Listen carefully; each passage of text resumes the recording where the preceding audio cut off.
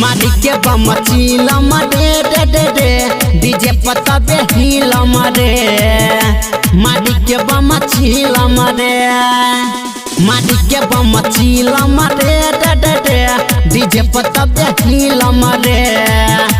मारी के बम चिलम रे बजाई के हो गाना देखी सारा जमाना होठ लाली मालावा के कीन बटे रे रे रे मारी के बम चिलम रे डीजे पतबे हिलम रे मारी के बम चिलम रे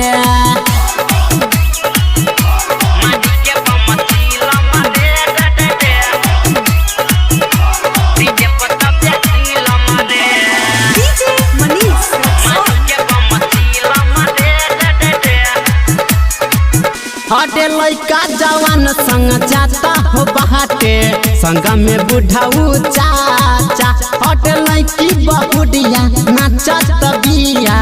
घुंघटा ओढ़ी के पाछा हाँ लइका जवान संग जाता हो बाटे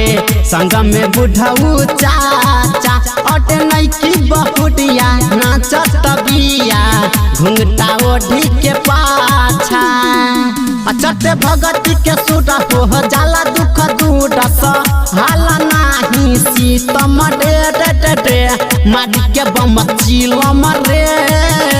डीजे पतबे हिलम रे मारी के बम चिलम रे डीजे पतबे हिलम रे मारी के बम चिलम रे रे रे डीजे पतबे हिलम रे माँ वैष्णवी फिल्म्स की प्रस्तुति। अटे संतोष राज जाता हो बाटे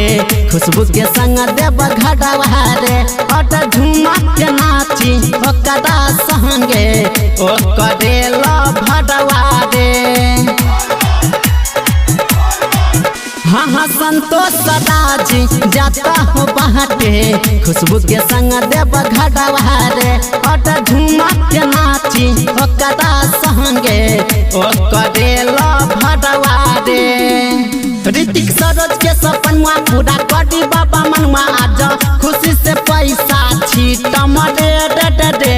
मारी के बम चिलम रे रे रे रे डीजे पतबे हिलम रे मारी के बम चिलम रे बजाई के हो गाना देखी सारा जमाना होठ लाली मालावा के कीन बटे रे रे रे मारी के बम चिलम रे डीजे पतबे हिलम रे मारी के बम चिलम रे।